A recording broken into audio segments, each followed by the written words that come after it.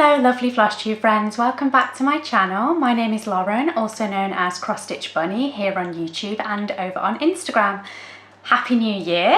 It has been a little while since I have filmed. I had all the best intentions to fit in my end of year roundup at the end of December, followed by a whip parade in early January. None of that has happened. We were just so busy towards the end of last month. Adam and I both then got terribly ill. My New Year's Eve consisted of being in bed by about 6 o'clock. Having already been in bed on and off all of that day, I was so ill. So yes, all my plans for floss tubing went out of the window and has left me in a little bit of a mess because we're now in the middle of January. So I'm obviously due my mid-month update, but you've not even seen my end of year roundup or my whip parade or anything. So this episode is going to be kind of trying to wrap up all of that in one video. First, I'm going to do a little run through of my end of year roundup. So just kind of an overview of 2023. That won't take too long, but I've got a few nice figures for you because I do love to keep track of things.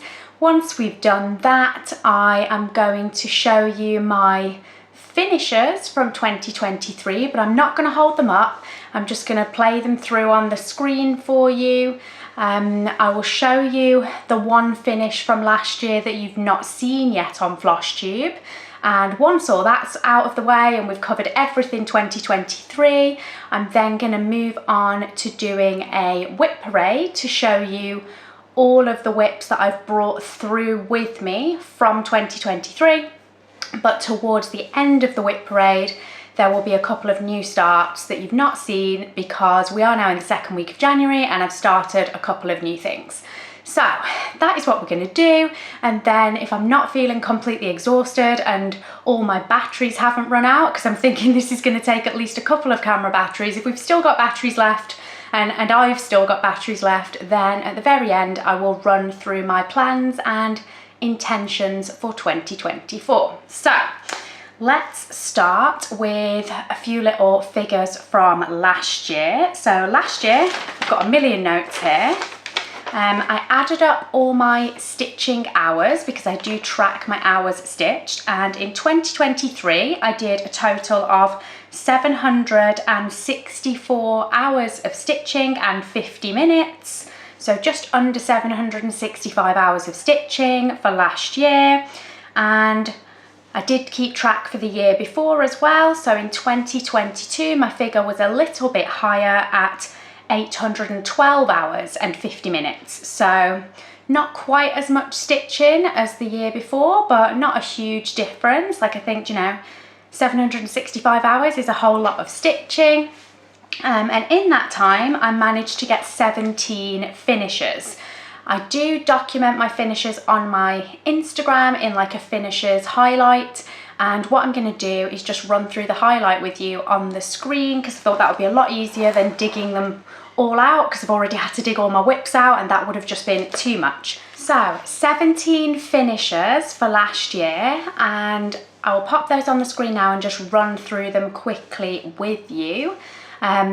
Each of the images that you're seeing will have the date that I started, the date that I finished, so I won't bother telling you that, but here we go. So the first one is the Jingle Bell Sleigh Ride Company by Cherry Hill Stitchery, followed by Soda Stitch Kitty in the Kidney Bean. Next was my Sealed with a Kiss Heritage Crafts Kit Karen Carter design. Next is Dragon on Pancakes by Nadezhda Kazarina, I love that one. Then I did Winter Cometh by Summerhouse Stitchworks, which is a series of 4. Next was my Mermaid with Penguins that Daisy loves. This is by Anastasia Solenshko. Pikachu in the Light Bulb. I'm not going to try and pronounce that designer, but you can see it there on the screen and have a little read. I don't want to butcher it. Next up is my In High Tide or Low Tide. This was from Cross Stitcher magazine and it's a Doreen Jones design. Another magazine pattern here is my Stitch Aura Mother Nature Spring from Just Cross Stitch.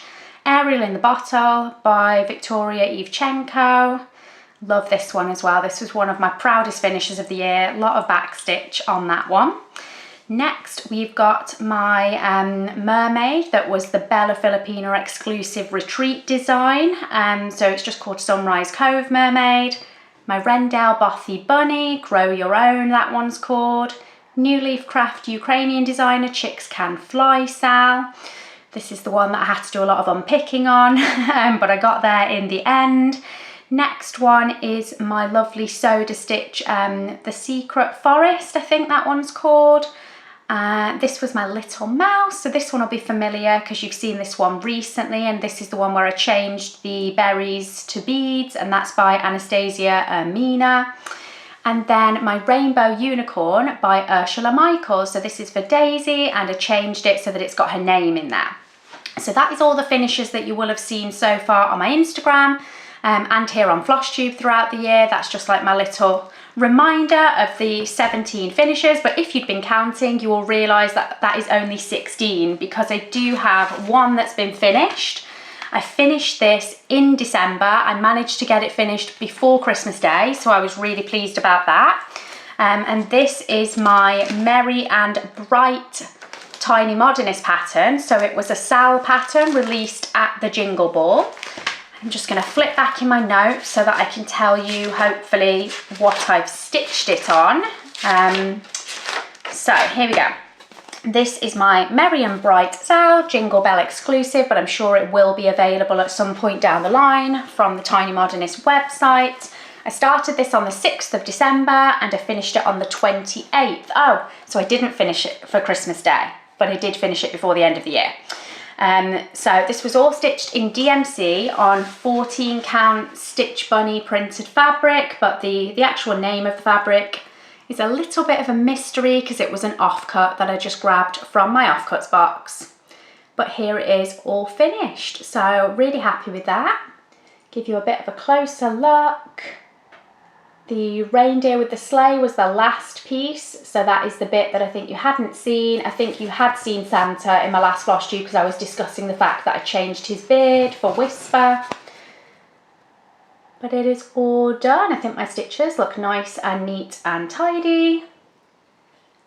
And that's going to be a lovely one to hopefully do something with it to fully finish it so that I can display it in some fashion for Christmas next year.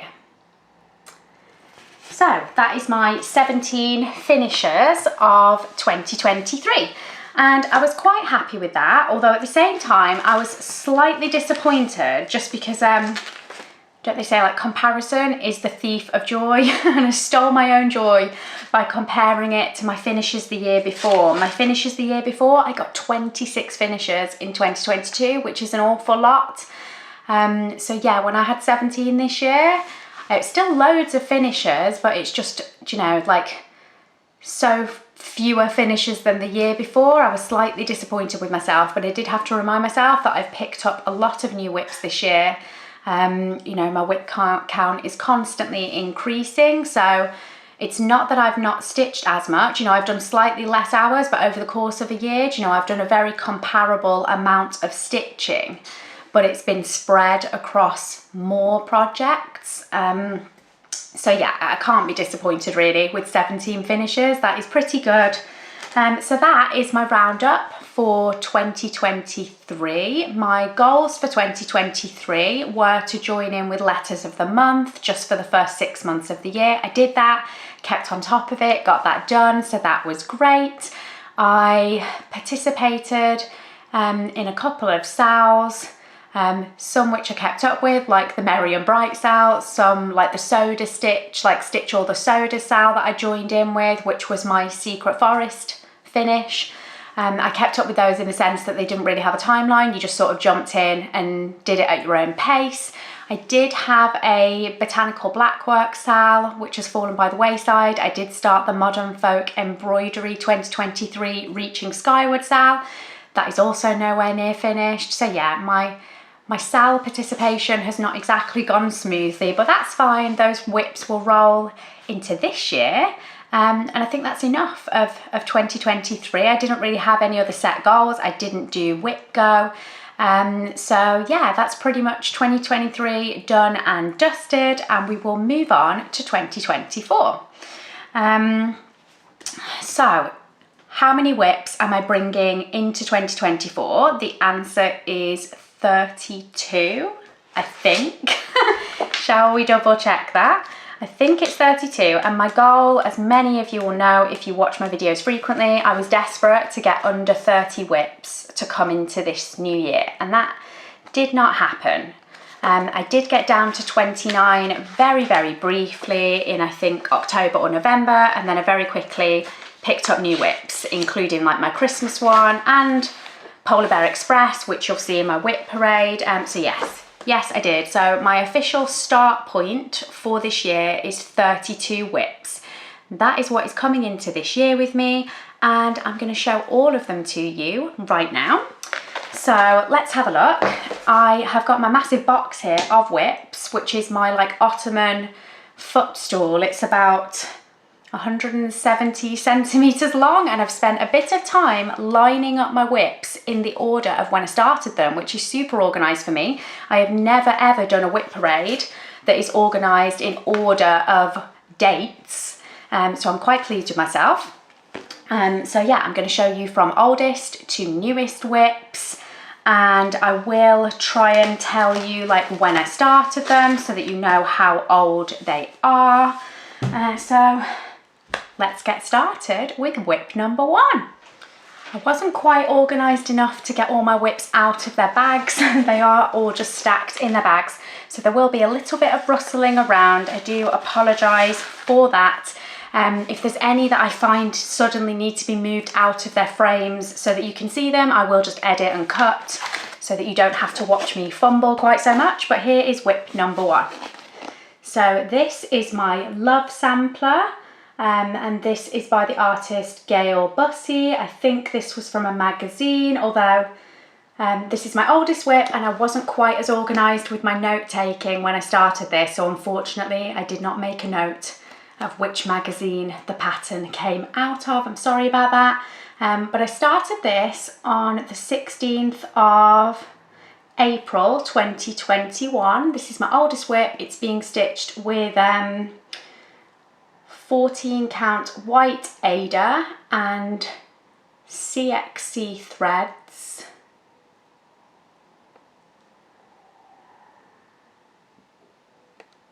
So there we go. Not too much to see. I don't think I've picked this up at all this year, or I say this year, I need to get used to it being a new year. In 2023, I don't think I touched this very much. It may have been on a couple of soft play outings with me when I took the kids to soft play, but other than that, it's not really seen any love. I'm not going to search for pictures of where it was last time you saw it on Flosstube. We're not doing that. The whip parade is going to be long enough. So for all these whips, I'm just going to show you what it will look like when it's finished and where we are at the moment, and then this will be my start point for the year to reference back to. That's what we're going to go with. So yes, there we have it, whip number 1. I'm not going to UFO this, like I very rarely UFO any project. Like since I had my stitching break, because I had a 6-year stitching break, came back to stitching in 2021. Before my stitching break, so back in like 2016 and previous to 2016, I would get frustrated with a project and I would like UFO quite a lot of things. If I made a mistake, instead of trying to fix it, I would just like toss it to one side and start something new and never go back to it. I don't do that anymore. Like I very, very much resent putting stitches into something and then deciding to UFO it. So I'm not UFOing that project, but even though it is my oldest, it is by no means a priority for me. So it may again come out on some soft play outings this year and get a little bit of love, but I'm not even gonna imply that that will be finished this year, because the chances are you will be seeing it in next year's whip parade. I'm fairly confident that that will be the case. It's not a priority, but if I put a few threads into it here and there, you know, eventually at some point in the future, maybe 10 years from now, it might be finished. Next up is my second oldest whip. So whip number 2 is my Cornish Folkies Poldark inspired piece. So this is by River Drift House. It came as a kit, so I'm stitching it with all the kit stuff. This is on 14 count, like yellow cream sort of fabric. And I started this on the 28th of May 2021. Here it is. And I do like this piece, I like it a lot, and I don't know why I don't pick it up, but I don't think that I picked this up whatsoever last year, not even once. I think I had intentions to, and they just did not materialise. But it is a very nice little sampler. I do love Poldark. I think I may have said this before, but I think maybe I just need to put Poldark on the television, watch it again, watch the full series on Netflix from the beginning to inspire myself to stitch on this. That might be a plan, if I can convince Adam to watch it with me for like the 3rd time. I think we've watched it twice already, from start to finish, but it's been a few years since we did. I might be able to convince him to let me watch it again, and then maybe this will actually get finished. But yes, there is that one. And the threads I've not made a note of because they're just the kit threads. So whatever threads River Drift House use, that is what I'm stitching with. So put that one away. I have to put these away as I go today because otherwise it will just be absolute carnage and everything will be a disaster. So appreciate your patience with me on that front. Next up is a bothy design. This is my bothy Dictionary of Tea. So these designs were originally available from Bothy as kits, and there was a whole range of these dictionary patterns. I loved these before my stitching break, so like prior to 2016, I'd had my eye on quite a lot of these designs for a long time. I never bought any. When I came back to stitching, I went and sought them out and hunted for them, and they were no longer available as kits. They were discontinued, but Bothy did bring them out as charts on their website, so I was so excited about that, and I purchased about 5 or 6 of them. This is the only one I've started, so this was self-kitted. It is very creased. I do not iron my projects until they are done, but this is where I am at. So out of 90 pots, I have done 5.5. Here we go. So I'll give you a close-up, starting from the bottom. So I've got Oddity, and is that Fruity, PMT, Simplicity, Calamity, and then I'm working on this other one. Not sure what that one is. You will know because you will have just seen the picture on the screen. But I am on teapot number 6, stitching this on 14 count white Ada in all DMC threads. And like I said, I self-kitted this from the pattern. So although Bothy in their kits don't actually specify the threads, like the thread numbers, because I bought this as a pattern, they are all specified. So yeah, it was very easy just to kit this for myself. I would really like to get this one finished this year. I do, like I said, have 5 or 6 others in this dictionary series, and it would be lovely to start another one. Sort of one in and one out. So yeah, I'm not going to allow myself to start another dictionary pattern until this one is finished. I started this on the 31st of July 2021. So it has been hanging around for a little while now, like a lot of my WIPs. Definitely need to do a bit of work on that. I'm discovering all my needle minders because I've got so many needle minders that I've left on my projects. This little fish is one of my favourites. Yeah, I feel like I'm really low on needle minders at the moment, like whenever I have a new start. And it's because they're all hiding in these 30+ project bags. What is next? Let's have a look. Next is my, this is a Mirabilia design. So this is the Baker's Wife. I know that she does seem quite popular. Like I've seen her pop up on Instagram in loads of different people's feeds, and I've also seen her with quite a lot of colour conversions, which is always interesting and nice to see. Not sure which way up she goes, but this is the picture. And then I'm gonna have to take a guess on my stitching. And I'm gonna guess that she's this way. I think I'm right. So let's fold her up a little bit more. She's only tiny here. And I've definitely not worked on her at all this year. I know I haven't. this is where I am at. So I made a start on her hair. So I've done some of her pink hair, some of like the feather detail in the purple. And yeah, I've really not got very far with this. This is being stitched on 32 count Sparkle Blush Blooms fabric from a Stitch Bunny shop. It is one of my favourites. It's like a very sparkly pink and green, gentle sort of mottle. Really, really pretty. I do love this fabric. I've actually just restocked this. I restocked this about a week ago on my website. It seems quite popular with you guys as well, those of you that shop with me. Yeah, so this is 32 count. It is an even weave, and I started this on the 1st of September 2021, and this was supposed to be my very first big Mirabilia fancy lady. And I was planning to work on her until she was done before I started any other fancy ladies. That didn't happen. These things never go to plan, do they? And I've since ploughed ahead with so many other fancy ladies that are so much further on than she is. But yeah, when I very first started stitching this, she was my very first Mirabilia, very first Nora Corbett design that I had decided to stitch. And I started her as a sal. Well, not really a sal, but more of a start along with my lovely friend Sarah from Cross Stitch Mad Sarah on Instagram.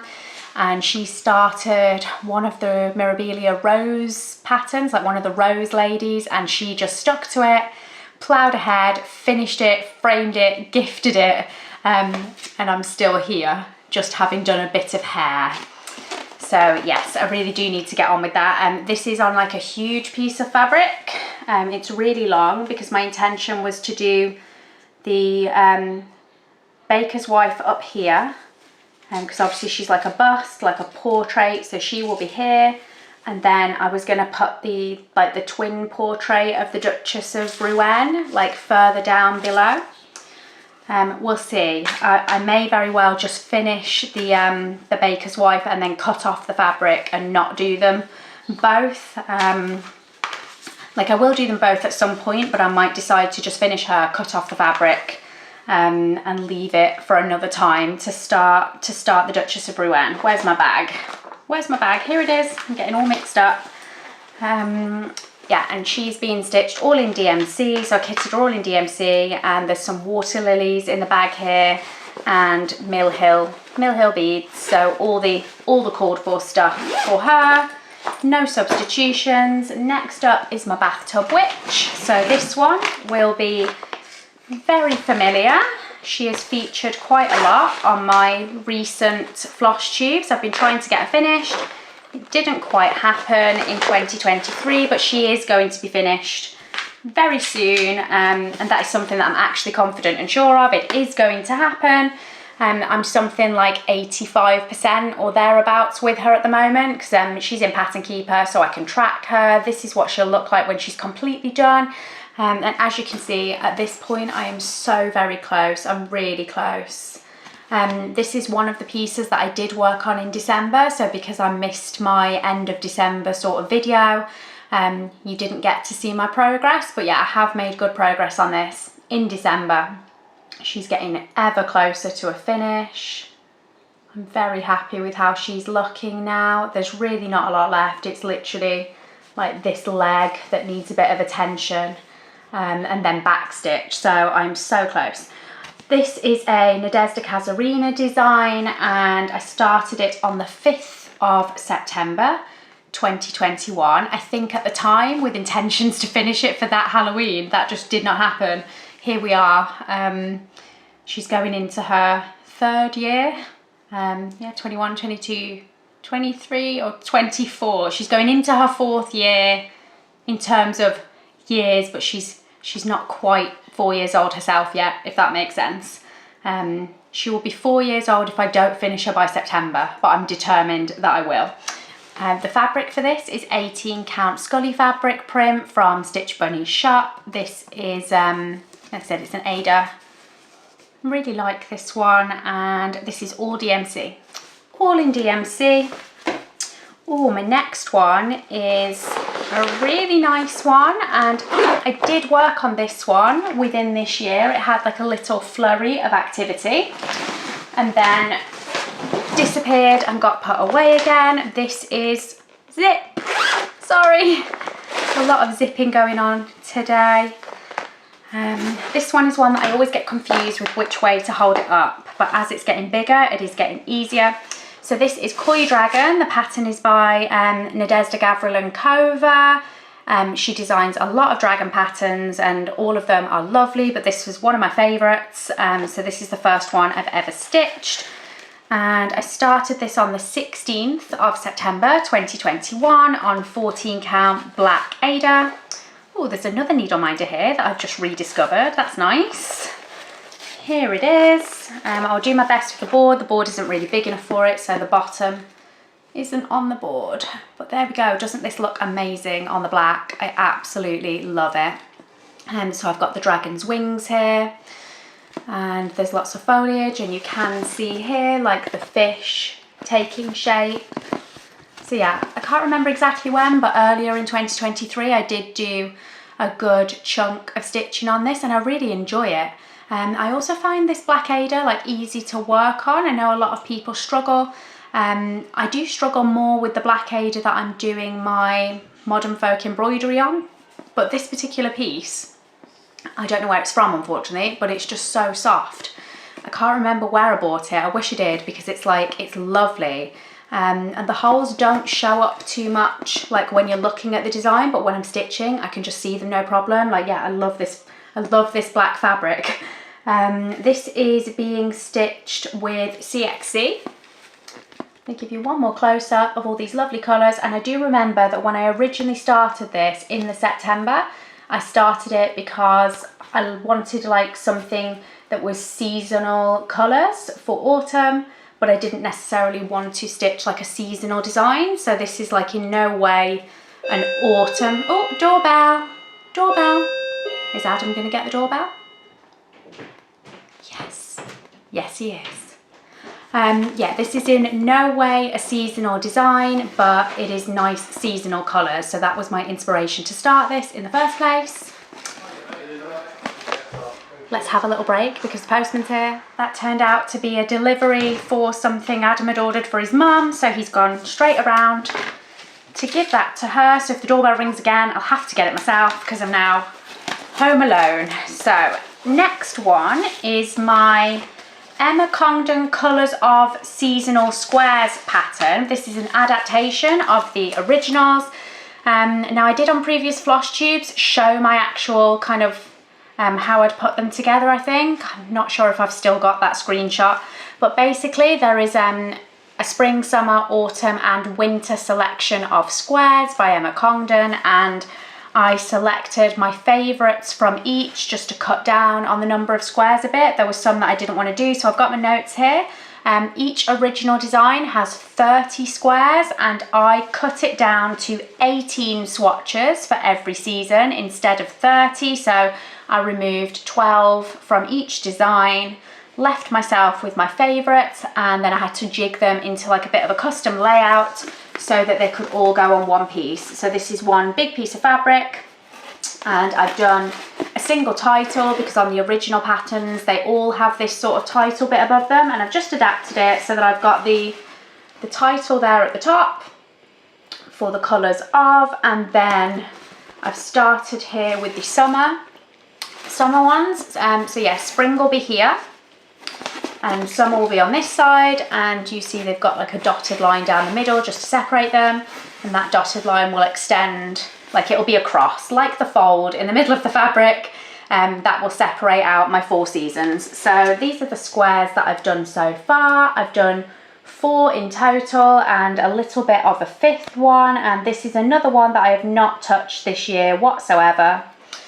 This is on 14 count white Ada and all in DMC colours. Although looking at my project bag, I haven't actually fully kitted this project. So in my project bag, I've literally just got the threads like for the squares that I've done so far. Like every time I've started a new square, I've just pulled the DMC that I need for that square. So yeah. So far it's in DMC. If I find when I come to other squares that those particular DMC colours have been squirreled away in other project bags to go with other WIPs, I may have to mix my brands, but we'll see. That one was started, I'm not sure if I told you the date, I don't think I did. That was started on the 7th of October 2021. So another old one. We're not even into my 2022 whips yet. There is quite a few. Is that the last one? That is the last one. That is my last whip being carried over from 2021. So we're now into the 2022. And first up is my January 2022 start. I started this on the 5th of January, and this is called Eventide, and it is my very first full coverage that I ever started. It is by Heaven and Earth Designs. I've made a tiny start in the top left corner. It's folded over so much that I don't even need my board to show you this one. And that is all I have done. That is my start. Yeah, so as I said, this was my sort of new year, new start for 2022. I was super excited to embark on a full coverage journey, and then got a bit disheartened with it because it's just such slow progress. I'm doing this 1/1 on 25 count, stitching it with CXC thread. So yeah, it's just 25 count Lagana with CXC, which is giving really nice coverage 1/1. And to be fair, like, it isn't just the lack of progress that stopped me from stitching on this with more enthusiasm. It was the fact that in this top corner you've got the moon, and the moon for the chart is all charted in Krynic. And at the time that I was kitting this up, the Krynic shortage was in full swing, and I just could not get hold of the Krynic for it. So instead I was looking for other comparable metallics that I could switch out, and I bought a load of, I think it was Anchor, like spooled metallic. It was on a spool, and it's a lovely colour match for the Krynic that I needed. However, it is so much thicker, and I did start stitching with it because the moon is like a huge chunk of the design. That is the bit that I wanted to move on to next. And I started it with the Anchor thread that I bought, and it was awful because I'm stitching on a 25 count, and it was so thick compared to the number 4 braid that was the cord for. I was really struggling on the 25 count, and I may have done like 50 or 60 stitches of it and just decided this looks terrible, it's awful, it's not going to work. Then I had to unpick it, and trying to unpick this very thick metallic out of that 25 count fabric like almost made me cry. It was not a whole lot of fun. We have exhausted battery number 1. We are on to battery number 2. I hope I don't have to swap it again. I don't think that one was fully charged. This one is, so we'll see how we get on. So yes, that was my Heaven and Earth that I kind of had a tantrum with and put it away. I really should work on that again. I didn't touch that. I did not touch that in 2023, not at all. The next one, oh, I've skipped one. Where is it? The more that I'm taking out of this box, the more they're falling over. So my plan to have them all neatly filed over there is getting a bit tricky.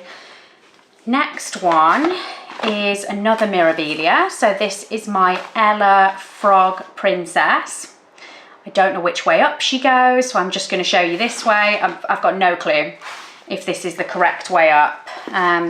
Let's think about this logically, Lauren. She's a fancy lady, so she's going to be portrait. Yeah, let's go with this. I think this will probably be correct. So this is my Ella Frog Princess. I absolutely love her, and I started her on the 14th of January 2022. And here she is. So that is my progress on her so far, and I did do a fair chunk on her, and then I just stopped working on her again. I've not picked her up in 2023 either. So Mirabilia design, Nora Corbett, 23, 32 count Belfast linen. I'm stitching her on from Crafty Kitten. It is a hand dye called Woodland Foxglove. It's very pretty. And as I said, this was a 14th of January start for 2022. All the threads are DMC, and if there's any speciality threads, I will have bought the cord for. I don't know if she has any, but If she does, I will be using all the cord for, and I do already have all the beads for her, all the Mill Hill cord for beads and treasures.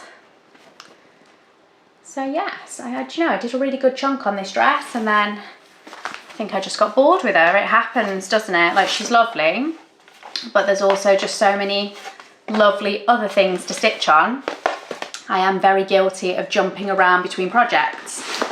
Something that Sarah from Cross Stitch Mad Sarah Zip has told me off for, and at the beginning of this year, she's voice noted me at least 2 or 3 times, encouraging me and telling me to try and be more monogamous.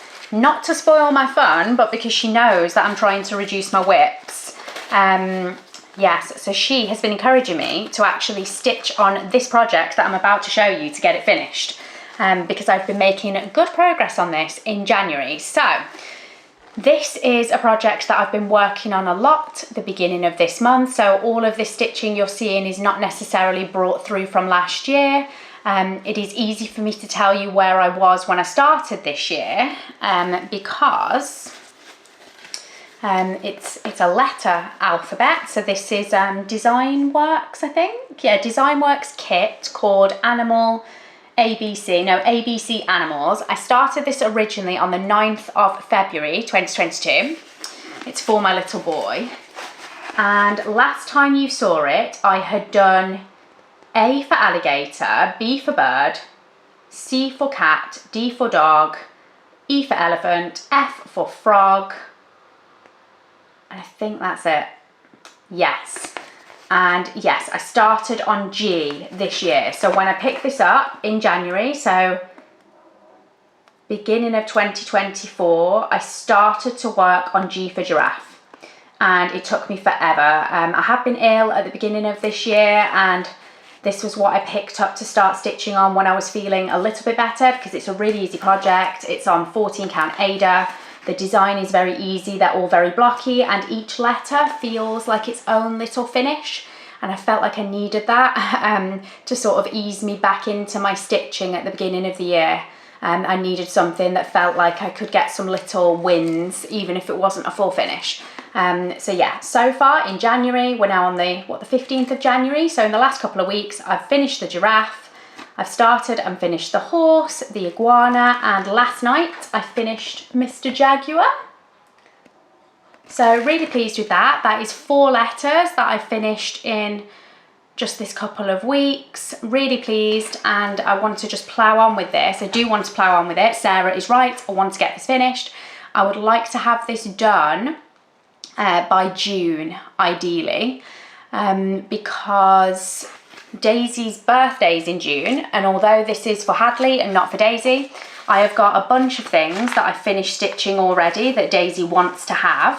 So she wants my penguin mermaid, she wants her unicorn that's now finished, but Hadley is quite sensitive to like noticing if she's got something that he hasn't got, and you know, they see me stitch, they know that I take a lot of time stitching and I don't want him to feel left out. So my plan is, if I can finish that by June, then I can gift Daisy her penguin and her unicorn, and I can gift him his alphabet, and then he won't feel left out. So he will get that as a present, hopefully for her birthday, just so that he feels like I've also stitched something for him.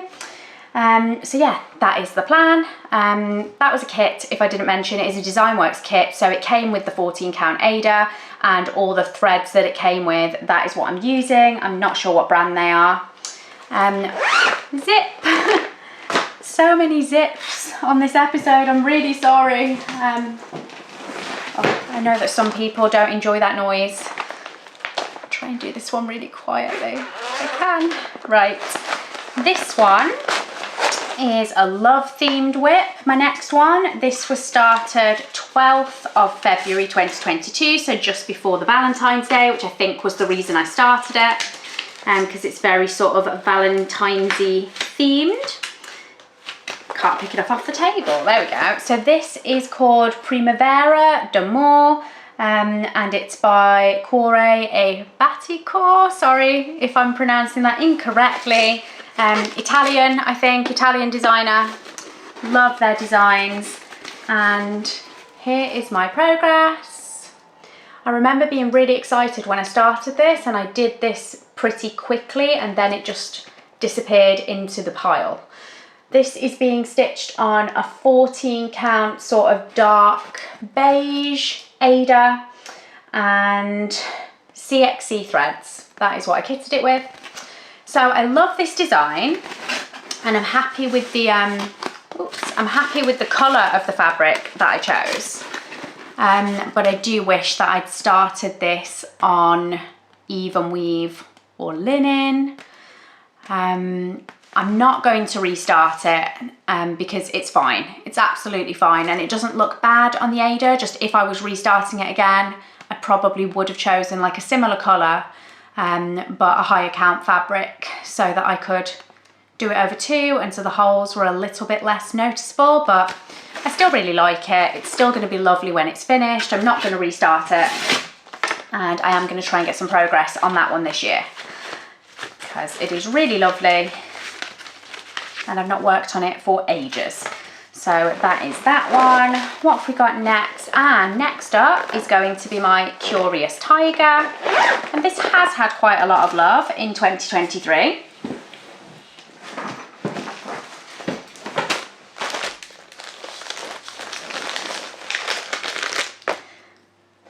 So here it is. I'm getting to the point where I'm probably not going to be able to keep it all in the frame for too much longer. I'm going to have to move the frame over some of my stitching because I've done quite a bit. I started this on the 5th of March 2022. It is a Letty Stitch kit. Curious Tiger is the name. Oh, another needle minder, a little fish. Here is my progress, and like I said, you've seen this on and off during 2023. I did work on it quite a bit.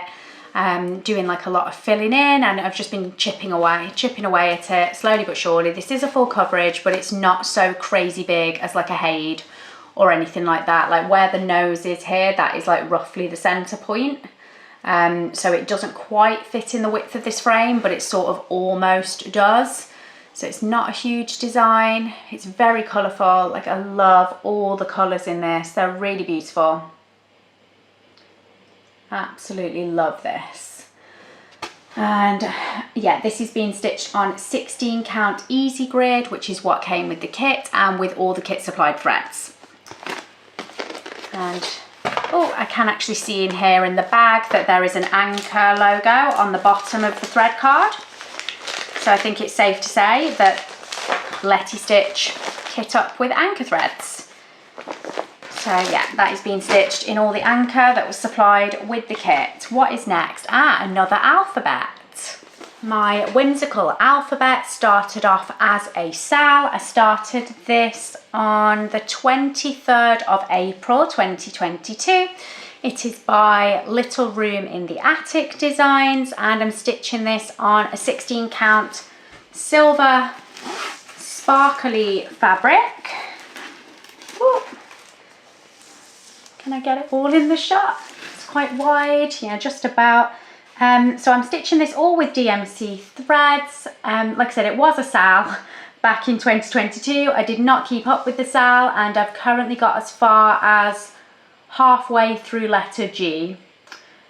And that is where we are. I do absolutely love this. It is a beautiful piece. And again, like my other alphabet, each letter is like its own little finish and gives you that nice feeling when it's complete. The difference is that this one is a lot more complex to work on than the other. There's a lot of metallics and there is a lot of crazy intricate backstitch, which is what makes it. Like it would not be half as pretty without all that backstitch, but it is time consuming. Like the level of detail in those characters, especially like the eyelashes and things like that, just the amount of backstitch is incredible considering how small each character is. There is a lot of backstitch. But again, another alphabet that's going to be gifted, but I just feel like I have more time to work on this one. Like Hadley's alphabet with the animals is going to be the priority. Daisy's can wait because as a 30-something adult, I love that pattern and would be happy to have it like displayed just for myself. So I don't think Daisy is in any danger of like growing out of the chance to appreciate that one anytime soon, whereas Hadley's is a lot more sort of babyish and cartoony with the animals, a lot more simple, and he's going to grow out of liking that one a lot faster than Daisy will grow out of liking this. So his is the priority for me to finish, but I do really want to get them both done. I'm going to finish the animal one first. Next up is my, what's this? Spring band sampler. So this was in a magazine, but you can get it as a pattern from the designer as well. It is by Tiny Modernist. Just take it out carefully. I started this on the 21st of June 2022. I'm stitching it on 16 count Stitch Bunny fabric, what's it called, lime wash. So 16 count lime wash fabric from my Stitch Bunny shop. It is green. I think the window there on my right is sort of modifying the fabric colours a bit, because I think it looks like, when I'm looking at it here in the camera, it's looking more yellowy. This is like a nice pale yet vibrant green, if that is a thing. And like I said, this is a band sampler. It's just called Spring Band Sampler. There are 4 band samplers. I do have the designs for all 4, like all of them were featured in which magazine? Do I have that written down? I don't. I'll have to go back and check that at some point. But yeah, all 4 designs, I'm pretty sure, were featured in magazines at some point, like as a seasonal series. And I started with the spring one, but didn't get very far. I would at some point like to finish this and then move on to the other 3. Just in case I didn't say, because I'm losing track with this many projects, I'm using CXC for this. Next up is one of my absolute favourites, and I am very close to finishing her in terms of like fancy lady close, which means I've still got a lot of beading and a lot of stitching to do, but yeah, by far this is my fancy lady that is closest to being completed. This is Snow Maiden, so Mirabilia Snow Maiden design. I am stitching this on 32 count Stitch Bunny Ombre Snow Flurry fabric, and she's tricky to show you because I really don't want to take her off the frame entirely. Ooh, let me try it this way. So if I push her out a bit there, that is where I'm at. And then you can see like I've gone right to the bottom of her skirt there. All of the top is complete other than a few of these little like tendril bits that still need doing, but the vast majority of the top is done. And I've started beading her at the top a little bit. Not loads, but there are some beads. Like here, I've started some of the beading in her hair. But really what I did with her is I started stitching from the top down. So I started stitching from here, worked my way down. And then once all the stitching was complete at the bottom, I've started to work my way back up with the beading. So all the beading at the bottom is done. And I'm now like working my way back up to the top. And then I'm gonna pick up on finishing the stitching on this side of the dress when I get to it, but I got a bit bored of stitching, so I thought I'll start to bead her from the bottom where all the stitching is done, and then when I sort of hit this area, I'll move back to stitching before I carry on beading the rest of her all the way to the top until she's finished. Yeah, she's fabulous. I absolutely love her so much. Absolutely beautiful project. She's very squeaky, I'm sorry. She's been stitched with CXC for the bulk of the stitching, what would have been the DMC. Then I've got all the called for Caron water lilies, so I am using those. I'm using the called for Krynic, and I've got all the called for beads, which I think I just got as the bead pack, probably from Arts and Designs. So yes, that is my Snow Maiden. I love her. She was started, if I didn't say, on the 21st of June 2022. Next up is a design from the Emma Congdon Cross Stitch for the Earth book. Oh no, Cross Stitch for the Heart book, sorry, not Earth. So the Cross Stitch for the Heart book, I was gifted that before it was actually published. So yeah, back in 2022, I received 2 copies of that book. I think I gave one away here on Flosstube, and obviously kept the other one for myself. And I've stitched quite a few designs out of it. I think I've completed at least 1, maybe 2 designs previously from it. I'm pretty sure this is my 3rd from that book. So still nowhere near doing the whole book, but I've started on this one. They're not named, so this is just pattern number 19 in the book, and I just call it the Heaven pattern. I started this on the 25th of July 2022. This is my progress. I'm doing it on 14 count navy blue Ada, and I'm stitching it all in DMC. And this is where I've got to. It's a very, very typical Emma Congdon like typography style pattern, and I love it. It's beautiful. I actually started stitching this when a close family friend passed away. My auntie Eileen, one of those aunties that is not a blood relative, but deserves the title. I started stitching on that fairly soon after she passed away, and then it has gone away for a little while and I've not pulled it out. But that's a nice easy stitch. You know, Emma Congdon patterns are always quite easy to follow along with, so that might be a good option for reducing my WIP count this year, to pick this up at some point and put a few more stitches into that. My next pattern to show you, my next WIP, I don't know whether to show you this one or not. I am going to show the stitching, but I'm not going to tell you what it is.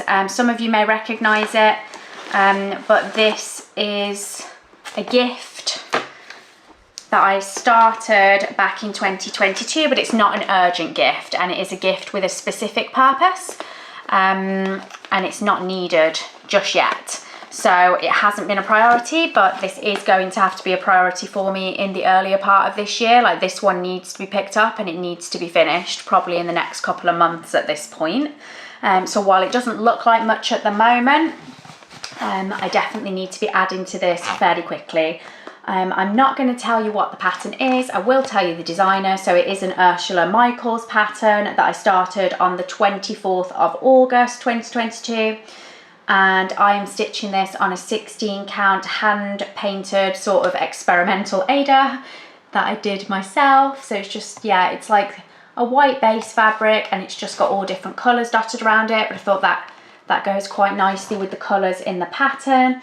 And I'm stitching this with random like unmarked threads in my stash. So I basically looked at the pattern and what DMC it called for, and then just picked like the closest colour matches to the DMC that I could find from my stash of unmarked threads. Quite a long time ago now, I think it was back in 2021, I bought a massive thread stash from a lady who could no longer stitch. She was fairly local to me and her vision just was not allowing her to stitch anymore, so she was clearing everything. And she just had drawers and drawers full of threads that were all in plastic, like plastic little bags, but none of them were labelled. And if they were labelled, they just had like the symbol on from when she had obviously used them for a pattern, like a specific pattern. So I'm pretty sure they are all DMC, but I've got no idea what the colour codes are. And I thought that project, because it's very like simple colours and it's just one of each colour, you know, one red, one orange, one yellow. I didn't need to worry about like putting 2 shades of yellow in and that they need to blend nicely or anything like that. It's very blocky colours.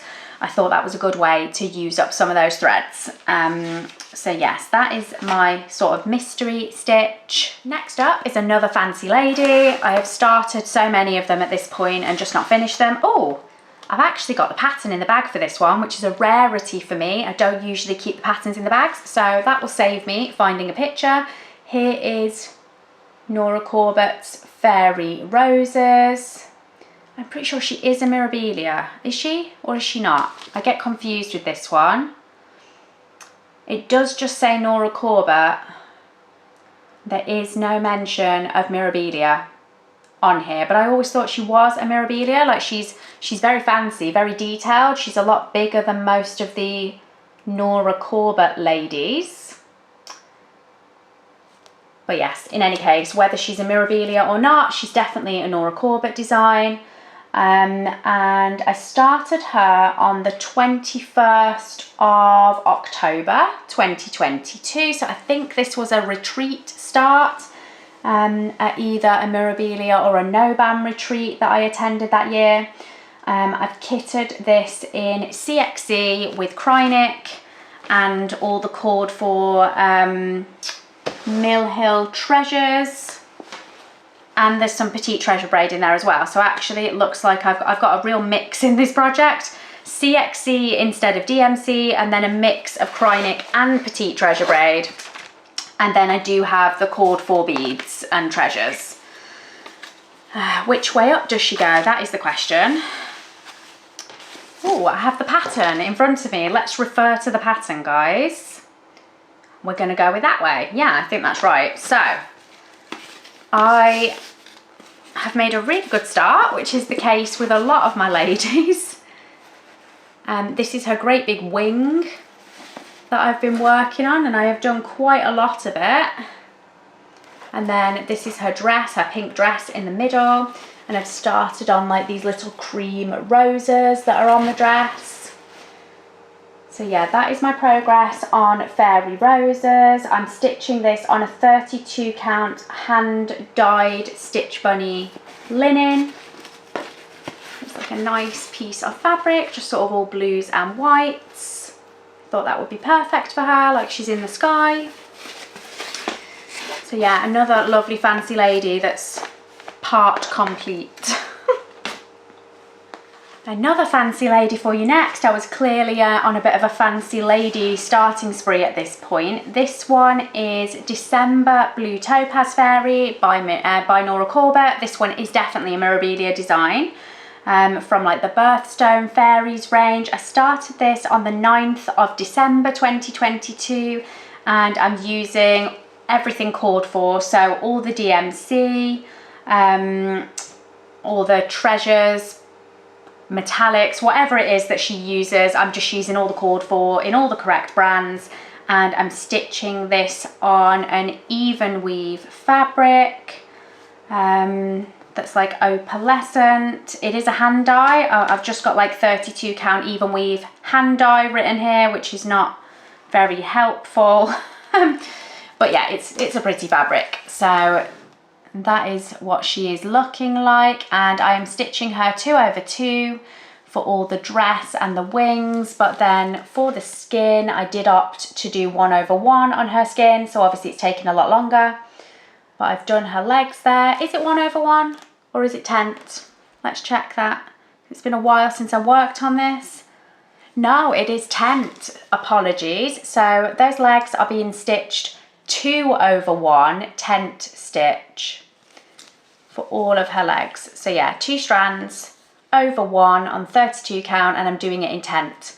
If I get very close, I don't know if the camera will go blurry or whether it'll pick it up. I don't know if you can like see the 10th. And I do think that it looks really good from a distance. Like when you get very up close to it, you can see that it is 10th stitch. But you know, if she's on a wall and you're looking at her, it looks absolutely fine. Like up close, I can tell that it is 10th stitch. Like I don't know whether it's just because the fabric is such a dark fabric that it's on. That yeah, like in some places I can sort of see the fabric peeking through, like especially on her foot here. I don't know if the camera will pick it up, but when I look at it with my eyes, like in person, I can see a little bit of that dark blue fabric poking through her foot, and it annoys me a bit, but there is no way that I'm unpicking all that and deciding to do it in a different way. Not a chance. So she's just gonna have to have her slightly sparse foot because I'm not redoing it. Next is my botanical sow, which I think I mentioned a little bit earlier, and Charlie Feathers, Charlie from Charlie Feathers on YouTube and Instagram is also stitching this, although I think Charlie has done a much better job of actually keeping up with it than me. We're still both very behind, I think, but she has done more than me. I've not done an awful lot on this at all, and it's very naughty that I haven't, because this black work sal, I'm not going to put a picture up for this one. It is a sal, and I don't think I even have an image of the completed thing. If I can find one, I will put it up, but I'm not sure. I'm not sure if I have one. So this was a black work sal. It is by The Steady Thread. So every week, I think, you just had to like download the pattern for free, and it's just little hexagons. Like, there were different layouts. I think you could have squares if you wanted. I chose the hexagon layout, and it's a very, very tiny bit of back stitching, or black work stitching, that you need to do each week. There is absolutely no excuse for me not having kept up with this, because they're so small, and each one like was not taking me more than maybe between 15 minutes and 25 minutes, depending on the intricacy of the black work, but they are really not big. And I started off well with like doing loads of my hexagons so that I was organized, and then I just didn't pick it up, which is really naughty. I need to get this one finished, but obviously I've only done 1, 2, 3, 4, 5 of the floral kind of infills, so there are a lot more for me to catch up with. I started this in December 2022 on the 30th, and I'm stitching this on 16 count old parchment Ada, which is quite nice. It's just like a very neutral mottled fabric. I love this. It has a lot of things that suit it, like loads of different designs suit this fabric. And I'm doing this with random coloured threads from stash. So what I basically did is, again, go through that stash of unlabelled, unmarked threads that I've got, where I've got no idea what they are. And I did have some that were on like cards. So a lot of them were in floss bags, but then this lady that de-stashed her threads to me had quite a lot of threads on cards, and they looked really old. And I think they did have numbers on, but the numbers didn't necessarily like match up with DMC numbers or anything like that. So I don't know what they are, but I've got like a little tub with all these threads in that are carded, and I'm just picking from that selection to do this project. I've not got the threads here in the bag, or otherwise I would show you, because they're in like a bulky box that won't fit in my project bag. It's like a little basket. It's the basket she gave me that had them in. I've just kept them in there. But that is that one. Right, my next one is my Teresa Made Me Do It Sal start, and it is the tiniest start you've ever seen on the hugest fabric you've ever seen. So I've got it in this bag to keep it all nice and clean. You can see how many times it's folded over. This is a full meter of fabric. So this fabric is 90 wide by a meter height. So there's no way that I am unraveling the whole thing. It is gorgeous, absolutely beautiful. This is my Galactica print from Stitch Bunny that I'm stitching on. But yeah, I've skipped ahead, haven't I? I've not told you what it is. So this is my Tala Deity of the Stars, but the reason the fabric is so big is I'm doing the trio of deities as a trio on one piece of fabric, or that is the plan, but I've not really got very far with it. It will be stunning and lovely if I manage to stick to that plan and get it all done. But as I was saying, this fabric that I'm doing it on is a gorgeous, like cosmic looking printed linen from my Stitch Bunny range, and it is absolutely beautiful. Like, I love this fabric, and it is going to look amazing with these three ladies on it. The issue with this fabric is that, unlike the printed Adas and the printed even weaves that I do, with the printed linens, they can just be a little bit more delicate in terms of the print. So like with the printed Adas and the printed even weaves, I just throw them into like a Q-snap or whatever and don't even think about it. It's fine. But with the linens, you can just like damage the print a little bit if you put it in a Q-snap. It's not a problem with like my Nurge frames or things like that. It's not a problem at all with a scrolling frame. It is just the Q-snaps, and it usually, like, the damage can occur when you actually slide the rod bits like off the Q-snap. Don't know if I'm explaining that very well, but like, it's fine when you're stitching on it. It's getting it out again when you're really having to pull hard if your frame is quite tight, which mine is. That is when it damages the fabric. And that is why I've only done this much stitching, because I put her in a Q-snap, which was really the only thing I could work on her in, because I didn't have a big enough scroll frame, and it just wouldn't work to put this in a Nerge frame. I thought if I do in a Q-snap and then roll up all the excess fabric and put it inside a grime guard, that would be perfect. But I just immediately started to panic that if I was going to be removing it in and out of the Q-snap, I was going to damage the fabric maybe. So that is all I have done. I've started with Tala, Deity of the Stars there in the middle. And at some point, when I've got my big scroll frame to work on from Adam, he's not forgotten, he's just been so busy. But he's got everything to make my frame, he's got all the tools, so I'm being patient. I'm not going to go and buy one from somewhere else, because I know that Adam like really wants to make me one as a project. I'm going to wait and be patient, and at some point I will carry on with this. But yeah, 32 count linen galactic print, absolutely love it. And I'm stitching this in Royal Broidery, so I've already kitted up for the whole project, like all 3 ladies. I've bought all the Royal Broidery threads, they're all boxed. And then I'm doing a mixture of Petite Treasure braid and Cryonic. I've actually got those here, so I may as well show you. Yeah, so I've got like loads of different Petite Treasure braid, loads of different Cryonic, because these ladies are super sparkly. I've not bought any beads or treasures for this yet, so I don't know whether I'm going to use the cord for, or maybe I might be brave and just go to like Spellbound Beads or like Crystal Idea websites and just kit up the beads myself. We'll see. I might just end up buying the Mill Hill bead packs. But yes, that is my lady trio. That is like a tiny start. Sorry, I just cut while I was putting her back in the bag because she was way too crinkly. I am really looking forward, like I said, to doing that. I think it will be like one of the most amazing projects I've ever stitched when it's actually finished. I started that on the 1st of January 2023. So we are now into the 2023 WIPs. That is my very first one from 2023. So yeah, we're into 2023.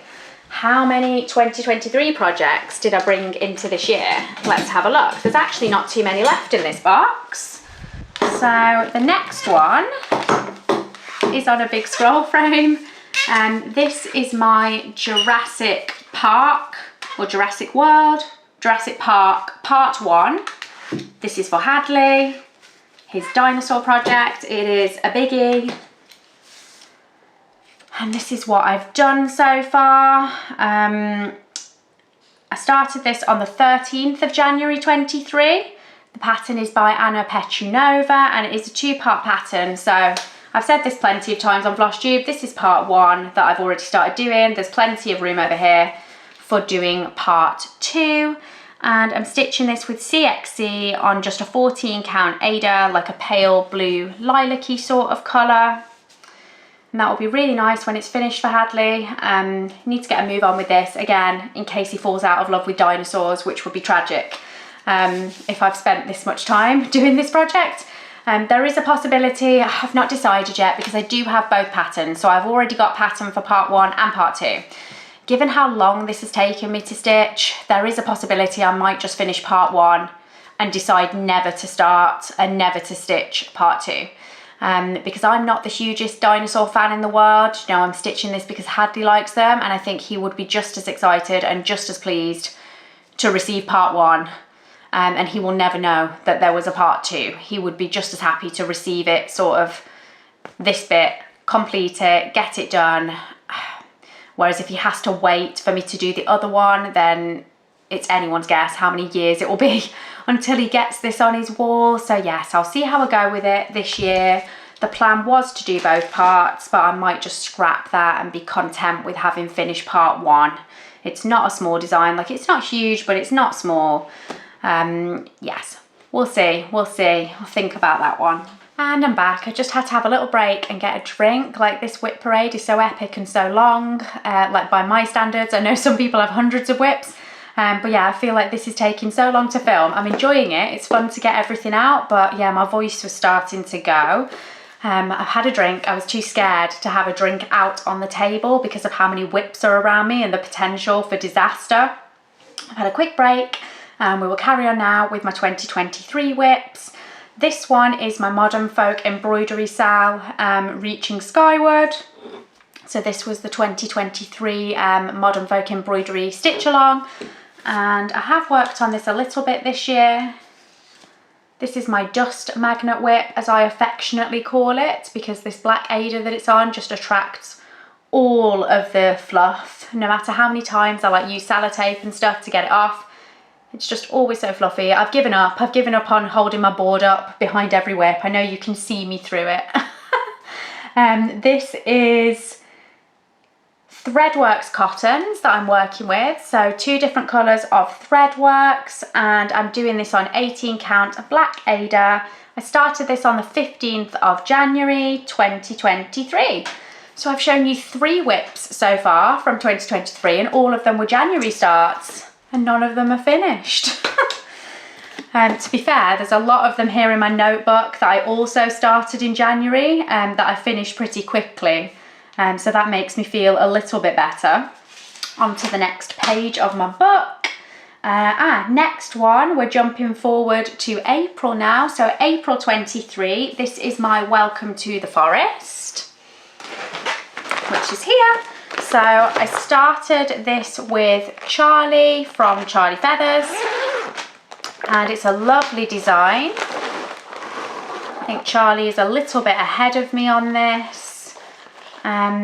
It's beautiful when it's finished. You can download like a free border to go around all of the blocks because this pattern comes in sections, and I have opted to stitch the free border.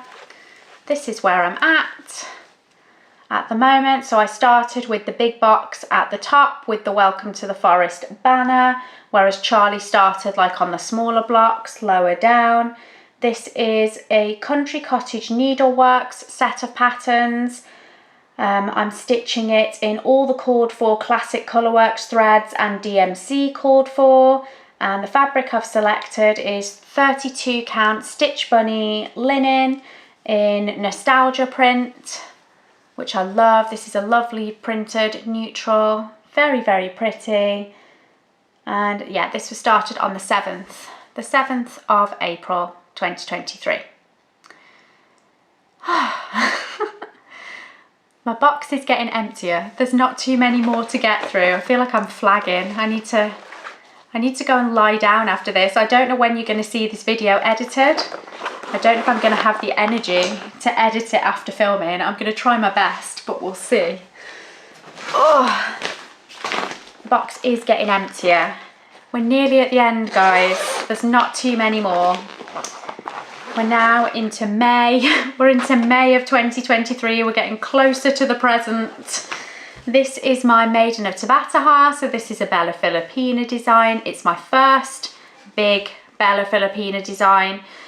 So I did do my Sunrise Cove mermaid that's quite small. I finished that quite quickly, but this is the very first Bella that I ever started, and my only Bella Filipina at the moment. So unlike Nora Corbett and Mirabile designs where I've got a bunch of them on the go, like I've started this one Bella Fancy Mermaid lady, and I've sort of told myself that I'm not starting another until she's finished. So this is my progress so far.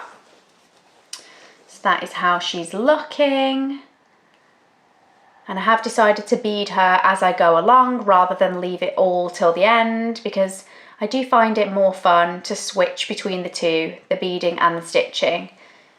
If I'm a bit bored of stitching, I can pick up some beads. If I'm a bit bored of beads, I can pick up some stitching, and I think it just makes it a lot more enjoyable than doing all the stitching first and then beading at the end. I do that on some of my projects, but for her I've chosen to mix it up a little bit. This is being stitched on 32 count Stitch Bunny hand dyed linen that I dyed myself. It's like darker at the bottom, lighter at the top. The camera is, or the window over there is bleaching it out a bit, so it's kind of very turquoise in the middle and it's lighter at the top. It looks nicer in person than is actually translating through to the camera. Yeah, the camera's making it look a bit washed out, like the blues are stronger in person. I'm doing this with DMC, Krynic, Water Lilies and Mill Hill, so everything called for. And this fabric, I don't know if you can see, you might be able to see better on the dark bit at the bottom, like it is opalescent. And yeah, there she is. She's a very tall mermaid. She will go right down there into the dark bit at the bottom. I just love her, she's so pretty. When I was working on this at the debut Bella Filipina retreat last year, I was sat at a table, obviously with a number of people, but on my table there was myself, Teresa from Teresa Little Stitcher, and Susie and Gina from Gina Stitchers, and we were all stitching on the same mermaid by chance, like we hadn't planned it.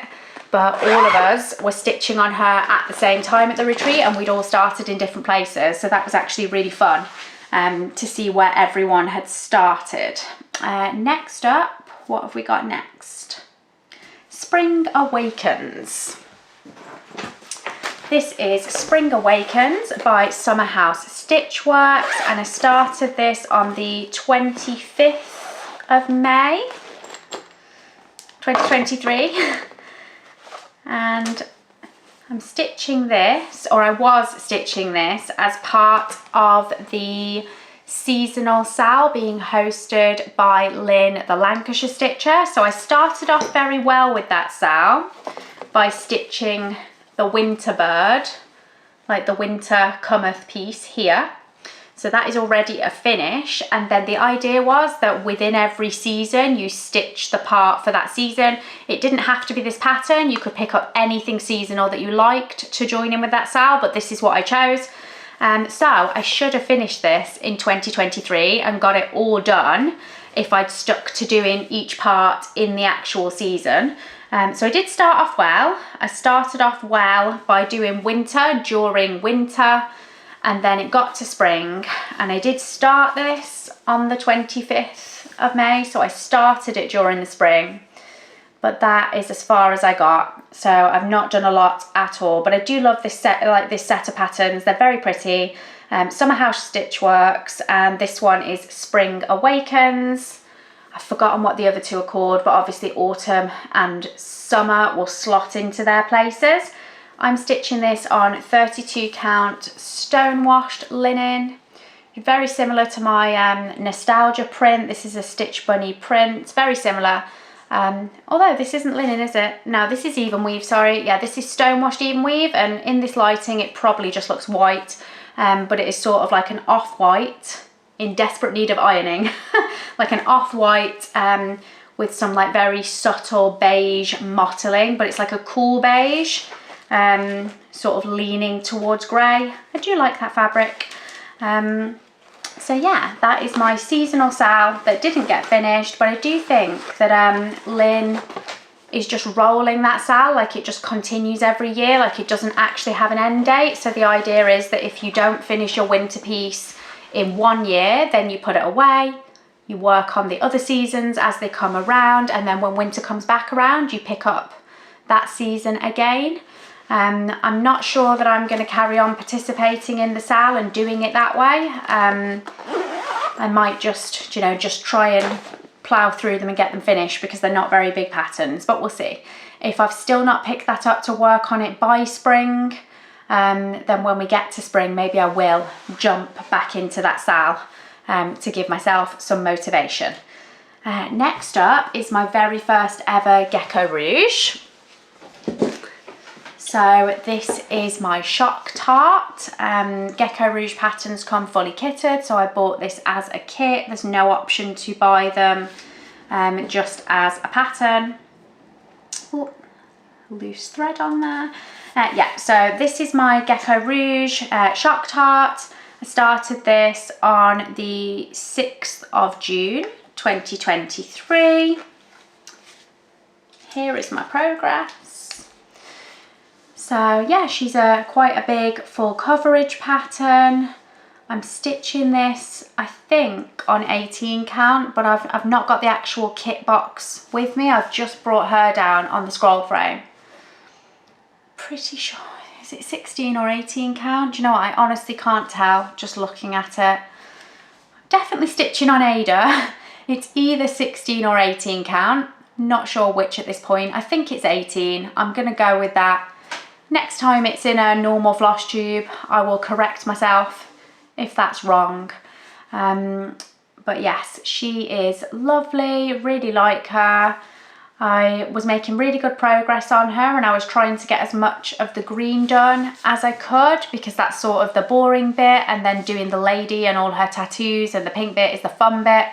And then I realised I'd made a mistake in the green, and because luckily this is just a random sort of mottled green background, it's not got any specific sort of pattern to it. It doesn't really matter that I've made a mistake in the green, but what it did mean is that I wanted to sort of do the entire outline of her arm in the pink, and sort of get all of the lady done down this side of the fabric before I fill in and carry on with the green, because then if I have, well, I have made a mistake. Yeah, I'm not going to accidentally put green where there should be lady, if that makes sense. So yeah, I just thought at this point it's safer to move over to doing the lady, get her outline established so that that is all correct, and then it, you know, I will stick to the pattern to do the green, but when I inevitably come across the bit that I've messed up and it's not making sense, then it won't really matter. As long as my lady is in the right place, I can just fill in. So that is the plan for her. She is a biggie, a really big one. I've not got my my tablet with me. I'm doing her on Pattern Keeper, so I'm not sure what percentage I'm on with her, but it's very small. It's a very small percentage. Yeah, she's a big girl. Next up is my Irish Blessing, which I can't see. Oh, I couldn't see it because I was wrong. This is my next one. I jumped ahead of myself. This is my Beachcomber WIP. So this is a Lindy Stitchers pattern. This was a Pacific Northwest Summit 2022 exclusive. I was very, very generously lent this pattern by a friend. And I do need to finish it, although she's not in a huge rush to have it back, but I do need to finish it. So I started this on the 1st of July. Yeah, sorry, I'm just getting in a muddle with my notes here. Yeah, I started this on the 1st of July 2023. I'm stitching it in all the called for, so all the called for DMC, CX, Classic Colourworks, and I'm just doing Mill Hill random beads. So all the threads are called for, the beads are random. There's no beads on it yet because I've not got that far. This is how far I've got. This is a 32 count natural beige linen from Stitch Bunny shop. If I zoom in there, you can see that where I've been filling in this big box in the middle with the like variegated Classic Colourworks, there are some letters that I have left blank that are appearing that all need to be filled in. My crab is still half finished. I think last time I showed this on Flosstube, I was saying like I was really lazy to leave my crab because he's only small and I've left him with no legs, poor little thing. He's still legless, my legless crab. I need to correct that. Yeah, I really need to pick this up and work on it. It's a beautiful pattern. This bit in the middle is quite easy stitching as well for in front of the television, because other than having to pay a little bit of attention to where I'm leaving the gaps, like, you know, it is pretty much block stitching. And in between the rows of text, there's like 2 or 3 lines of stitching with no gaps where I can just zone out. So yeah, this is a lovely one to work with, and it's a beautiful pattern. I absolutely love the whale. The whale is completely finished. There is one modification that I'm going to do on this pattern, and that is just that somewhere down here or up here, not sure, somewhere there is the, I think it's the post code, like, or the zip code for the shop that sells this pattern as an exclusive. And when I first like saw the pattern, like I love the whole pattern, but I was like, what's that number? Like, what does that number mean or represent? And it took me a little while to work out that I think that's what it is. I think it's like the zip code for the shop that sells the pattern because it's exclusive to them. And I just thought that that was a bit random, and I didn't really want those numbers on it, like on my version when it's finished, because it just, yeah, they don't mean anything to me. So yeah, that is the only thing I'm going to do is try and, well, I'm just going to leave that off, but then it might leave a bit of a strange space. So I might have to have a look on the pattern and maybe copy a motif from somewhere else and just duplicate it in that space. We'll see, but I'm not going to change anything else about it. It's all beautiful. It's just that one little thing that I thought was a bit random. So next up is my Irish Blessing, and this pattern is by Twisted Threads. I started this in July of 2023. I started it on the 28th of July, and this is where I've got so far. And I was stitching this as a remembrance piece for mine and Adam's friend Jack. This is all being stitched in gentle arch threads, and I'm stitching this on 32 count Nostalgia linen from Stitch Bunny. I just love the words on this. I love the pattern. It's beautiful. In all honesty, like I was supposed to finish this. Like if you've watched my previous floss tubes, I had really good intentions to finish this. First, I was aiming to finish it for Jack's birthday, like what would have been his birthday. Then when that didn't happen, I was like, that's fine, because his birthday was November, and when I sort of missed that, I was like, I need to finish it for Christmas instead, because I was going to gift the first completed one. Like I was going to do one for his mum, one for his dad, and one for us to keep. So I was going to stitch it 3 times. However, like, yeah, since I started it, like his mum has sort of vanished. She's not vanished, but she's like moved away. She's no longer in the area. She's sort of gone. And then his dad has had like a few issues and things going on, and like we've just not seen them. So yeah, I'm not sure about the gifting situation at the moment, and because I wasn't sure whether that was actually going to happen or not, or whether I'm just going to end up stitching it once for us as a remembrance piece, there wasn't like the same level of urgency to finish it. And just completely honestly, like looking at it in its project bag, like every time I decided to take it out to maybe stitch on it, it was just making me sad. So as much as like I love the pattern, and I do, it's beautiful, and I love the words, yeah, I just wasn't ready to stitch on it. Like I really focused on doing that in the early days of Jack having passed away, and it helped me at that time to stitch on it. But then, yeah, I kind of found it got to a point where looking at it wasn't helping. It was actually making me sad. So that will definitely get finished, but I'm not in a rush, and that's fine. I can come back to it whenever I'm ready. It will be waiting for me, so it's not a problem. Next up is my Mill Hill stitching bird.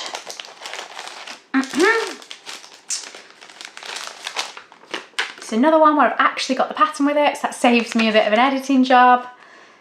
This is a buttons and beads kit by Mill Hill. It's a little stitching bird. Very cute when it's finished. I will hold this one on the board because it is so holy, because it's on paper.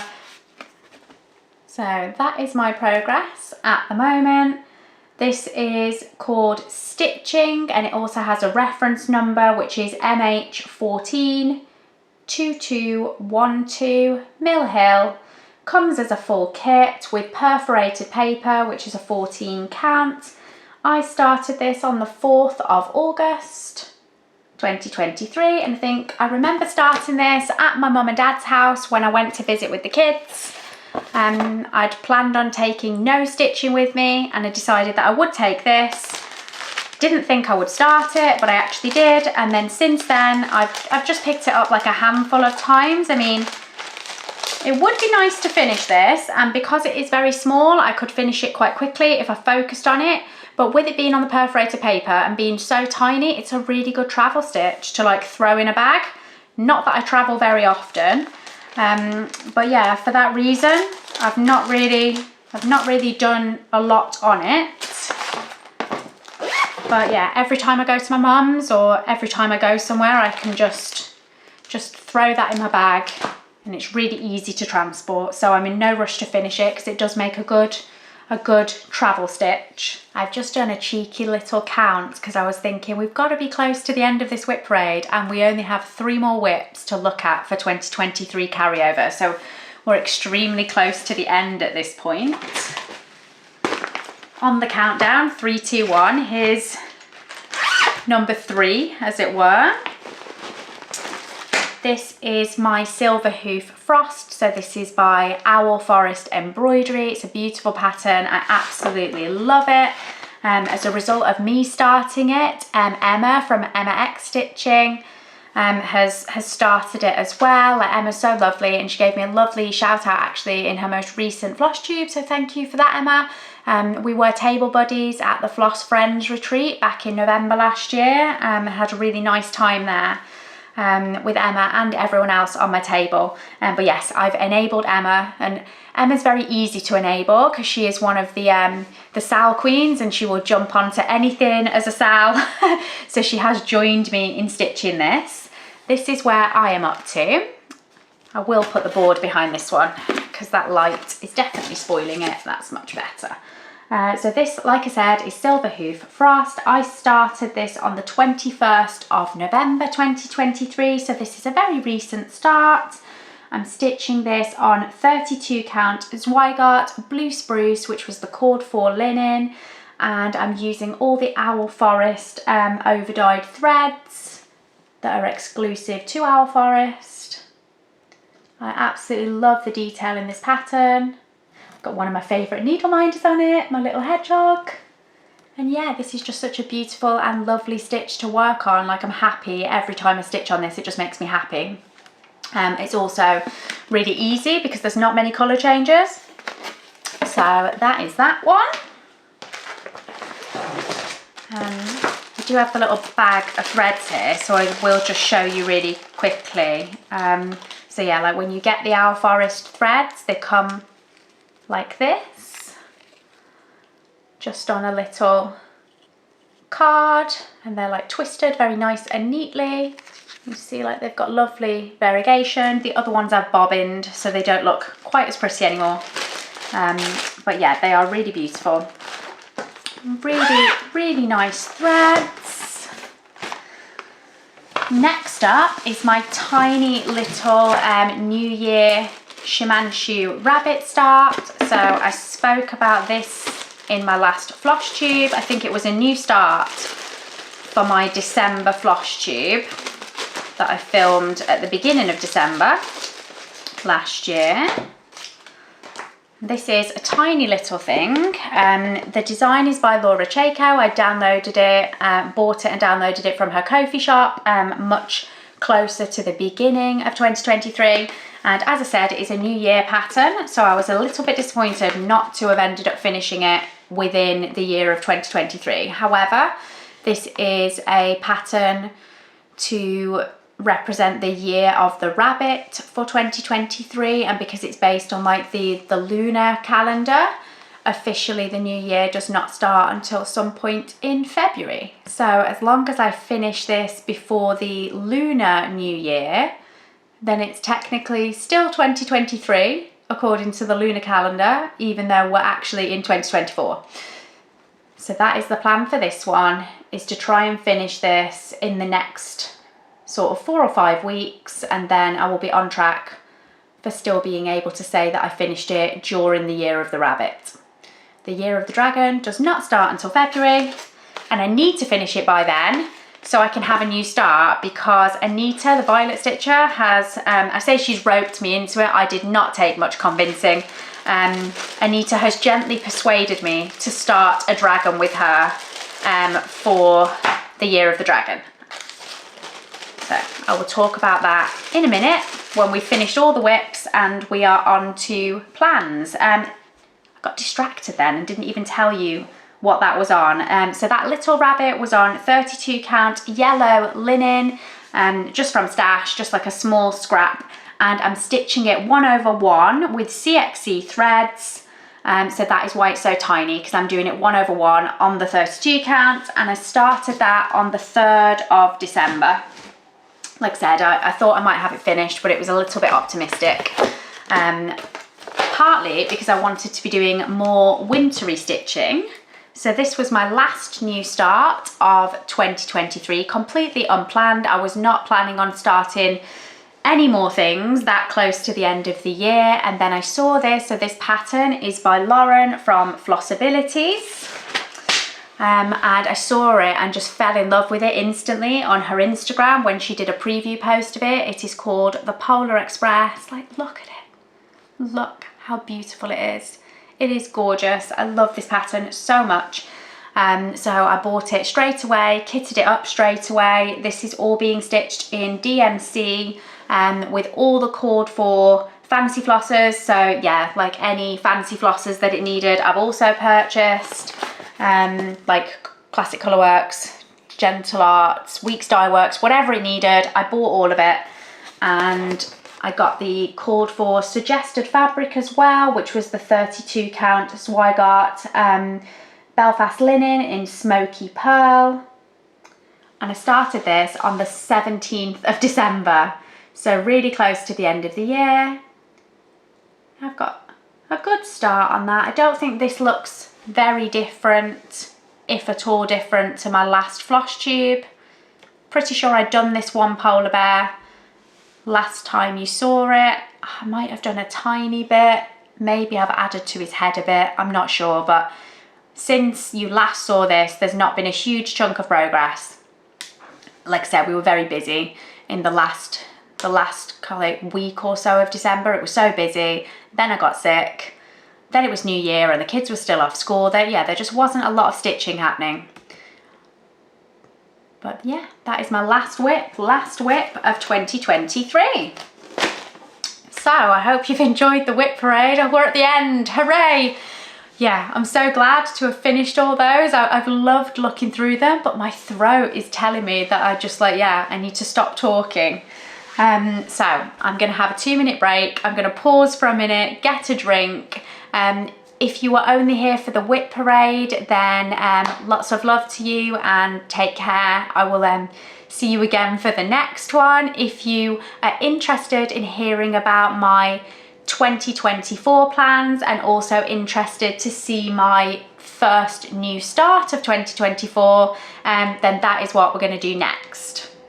So what does 2024 have in store for me stitching wise? I'm going to start off by showing you my single new start for this year. I started this on New Year's Day. I was still feeling pretty ill and pretty sick. Although New Year's Eve I was much worse. I got a lot of sleep that night, and by the evening I did make a token start on this. I really wanted to feel like I'd not missed out on a new year, new start. So this is Otters. The pattern is by the designer Natalia Orhova, but it's under the brand of LKA Cross, and I bought this as a pattern. I'm not sure if it's available as a kit. I don't know if LKA Cross do kits or it's just a pattern brand, but I got it as a pattern, and this is where I'm at. So this is my relatively small start. I didn't do all of this on New Year's Day. I think this is like 2 or 3 days of stitching. I've been taking it pretty slow because I wasn't very well, but I have made a start. This is a full coverage. This is going to be a gift for Adam. The otter is his favourite animal, and ages ago, like probably very close to when I started to Flosstube, I think I did ask people, or I might have asked on Instagram for inspiration with otter patterns, because I've wanted for the past couple of years to find a nice otter pattern to stitch for him. A lot of people suggested the Lorna Lane otter pattern, which I loved, the one from Gecko Rouge. I really liked it, beautiful colours, and that was like the sort of the brown coloured sort of river otter that I associate. Like if you say otter, that's what comes into my mind. But I actually did show Adam that design and just be like, oh, what do you think of this? And he didn't seem that taken by it, considering like how much he loves otters. I don't think that that particular artwork appealed to him. The otter was like holding a flower and stuff, and just don't think that he liked it very much. So I was still hunting, and I ended up coming across this pattern for the sea otters. So although it's not quite what I'd intended to stitch, I think that he will like this one a lot more. I didn't end up showing him this one because I want it to be a surprise when he gets it. But yeah, fingers crossed, hopefully he likes it, because it's going to take me a while with it being a full coverage. I am stitching this on 18 count white. So it's just on an 18 count white Ada, and I've kitted it with all CXC threads. I seem to think that like the CXC are nice for full coverage, from a lot of full coverage floss tubers, like people that use CXC for their full coverage comment that they like it. And it's obviously for such big projects, like a lot more economical. So I went with that, and I'm happy with my choice. So 2024, I have brought 32 WIPs into 2024 from previous years, as you've just seen, and then I've added one WIP already in January, taking me to 33. So as we stand at this very moment in the middle of January, January the 15th, I am on 33 WIPs. Not quite where I wanted to be for the new year, but it's not terrible. And I do have some plans. Although I've just realised my book of plans is buried under the pile of WIPs that are now to my right. I didn't really think this through. Oh dear. I'm gonna stop for a minute. I'm gonna pack away all my WIPs, and then I can reach my plan book. I'll be right back. Right, that's better. All my WIPs are away. I've got my book. So my plans for 2024, I'm trying not to take on too much, and initially I started planning, and I think I got a bit overexcited and made too many plans. So I've got quite a lot written down, but I've sort of already modified it a little bit from when I planned it out in December. The one thing that I did plan to do this year was WIP Go, and I am going to go ahead and do that. But my WIP Go board looks a little bit different from when I attempted it in 2022. So there was no WIP Go for me in 2023. There will be this year. In 2022 when I did it, my board was very specific, and I basically ended up failing. Like, I didn't keep up with it. I kept up with it initially, and then my board was just so specific with specific projects, and they'd get called, and then I'd be like, well, I don't really want to work on that one. So I just didn't keep up with it. This year I have gone a different route. I did have like a phone conversation with Teresa from Teresa Little Stitcher, where we were discussing like her plans for WIP Go, and I've taken her lead in respect of doing a more generic WIP Go board. It seems like a good plan. I think there's more chance of me sticking to it. So this is my WIP Go plans for the upcoming year. Hopefully you can see it all right on there. So I've already marked off the two that were called for January by just writing January next to them. That one and this one. And yeah, my goals are just a lot more generic. So I have things like 5 hours on an animal themed WIP. I've got loads of WIPs with animals on. So depending on what I'm feeling like, if that gets called, I've got loads of things to choose from. The same for fancy ladies. Like, so all my goals that are set in terms of hours are 5 hours. For anything that gets called as a time goal, it's going to be 5 hours. So I've got 5 hours on fancy ladies. That appears like 5 times on here. 5 hours on an animal themed WIP. That's on here 4 times. I've got 5 hours on any WIP that is already 50% complete. That is here 3 times. I thought that was a really good idea to motivate myself to pick up something that's almost done. Well, close-ish to being done, depending on the size. I've got 5 hours on something seasonal on here twice. Oh no, 4 times. I've got something seasonal on here 4 times. I've got 5 hours on a dragon on here twice. I've got a lot of dragon patterns. And then I've also got on here 4 times FFO something. So that's not even actually a stitching goal, but a finishing goal, because I am a terrible finisher. So yeah, that is my WIP Go. So far for January, I've already completed the goal to do 5 hours on a 50% completed WIP. And to do that, what did I pick? My mind has drawn a blank. What have I stitched on in January to meet that goal? Cauldron Witch, my bathtub Cauldron Witch. That is what I stitched on. She was already 50% complete. I stitched on her for 5 hours and got her to over 80%. And now I'm really motivated to like finish her. So yes, that is my WIP Go plans. Nice and easy, generic WIP Go board. I hope that that means that I'm going to have more success this year than I did last time I tried it. So I did make other plans, but these are the ones that I'm saying might be too ambitious. So I will show them to you and talk you through them. However, my main plan is WIP Go. That is the plan. I'm not doing letters of the month. That is like my main goal, is to try and actually have a year where I complete WIP Go, because I think this will be my 3rd year of trying it. I've never had a blackout on my board in the previous 2 attempts. I didn't even attempt it last year. So this has to be the year that it works for me, fingers crossed. Now, my other plans, I'm not going to hold them up because the text is actually a little bit small. But I had an idea for myself of doing like a kids Christmas, I've still got Christmas on the brain, a kids stitching challenge. So what that means is I've got a few projects that I want to stitch for the kids, like for my children, and they always like get put off or whatever, like my alphabets, like they don't seem to get finished. So I thought by writing it down as a goal, maybe there was more chance.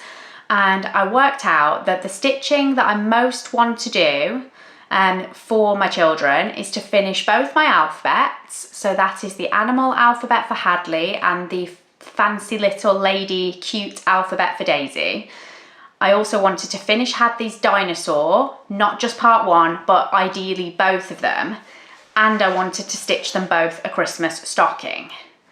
So my crazy idea was that like I tallied up how many letters I need to complete across both alphabets, and the number was 40. So I wrote down that maybe I could attempt to do 10 letters a month for January, February, March and April. And if I could manage to do that, I would finish both of my alphabets by the end of April. And that would give me the whole of the month of May and into June to firstly catch up if I'd not actually managed to hit my 10 letter a month goal, and hopefully give me time to finish them, like fully finish them, to be gifted in June for Daisy's birthday, which I mentioned earlier. Now that I've actually been stitching on my animal alphabet for the first couple of weeks of January, I've not had that much stitchy time at the beginning of this month. I have been stitching slowly. I was still recovering from being ill for the first week of the month, and I've managed to do what? We looked at it earlier, 4 or 5 letters I've managed to do. I think it was 4. I've managed to do 4 letters in 2 weeks. And that is on Hadley's alphabet, which is more simple. Yes, so now I'm thinking 10 letters a month is not going to work. It's going to be too ambitious. However, I did already mention I've got 2 pieces of stitching just waiting for Daisy to be gifted. So really it is Hadley's alphabet that is my priority. And if I want to finish just the one alphabet by the end of May, beginning of May, I only need to do 5 letters a month, which is a lot more achievable. So I think that is going to be my plan from January through to April. I want to finish 5 letters a month on Hadley's alphabet, so it's just a little bit more than 1 letter a week. And now some of the letters, if I pop the pattern back on the screen, you can see some of the animals are quite big, and then there's other tiny little ones like mouse, nest, ladybird are just 3 off the top of my head that are really, really small, and they would take me no time at all to finish. But then you've got larger ones like the kangaroo that I'm about to do, and ones like that that are much bigger animals and take a lot more time. But on balance, like, you know, overall, I think that like thinking that I could do 5 in a month and still keep on top of my WIP Go and things like that should be doable. So yeah, I'm revising the original plan of 10, which was a bit ambitious and would be, you know, a bit too much pressure, down to 5.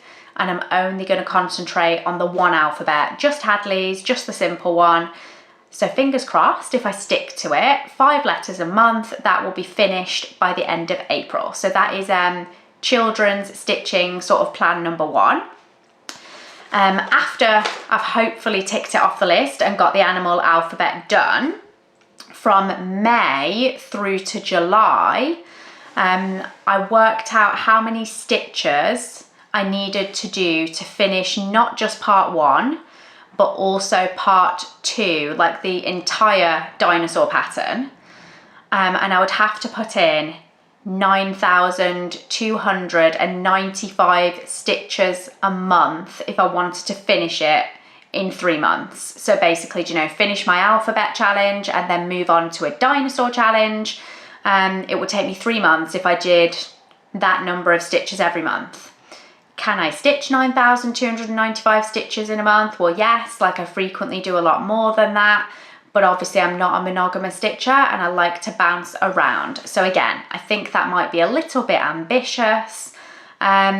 So what I'm thinking I will do is maybe just see how I get on in May. And as I said, I might just end up sticking with doing part 1 and never doing part 2, in which case that stitch count will come massively down and I should have no problem finishing it in 3 months while still having time to do other things. But I'll see how I get on. Like if I actually manage to do those 9,000 plus stitches in May and it still gives me time to work on other things, then maybe I will plow on with it. But at the moment, the dinosaur challenge is a bit of a question mark. I'll see how it goes in that first month and then decide from there. And then from August to December, the last part of my children's challenge was going to be just stitching on stockings. Not with any intention of finishing 2 stockings in time for Christmas 2024, but I at least wanted to make a start, and I will probably just do 1 at a time. Rather than starting 2 simultaneously, I'll just start 1 stocking and wait until I finish that one to do the other one. Again, could I finish a stocking in 5 months? Yes, like I could probably finish a whole stocking or maybe even both of them. With the amount of stitching hours that I could get in, I could probably do both stockings in 5 months. But I don't think that I could make myself only stitch on stockings for 5 months. So again, we'll see. But those are just like a few ideas. I've jotted them down, but those ones are more of an intention than a goal. So WIP Go is the goal.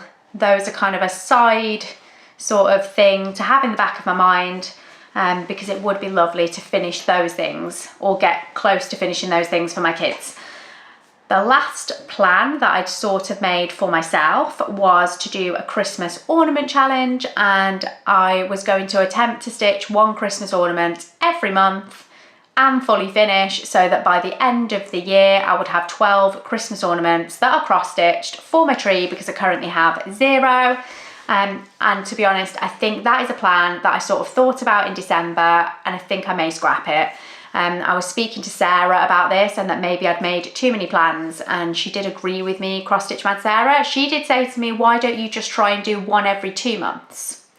So I'm going to ponder on that. I will make a decision in February as to whether maybe I will do 6 Christmas ornaments this year and just aim for 1 every other month, because that could be, yeah, again, a less pressured option.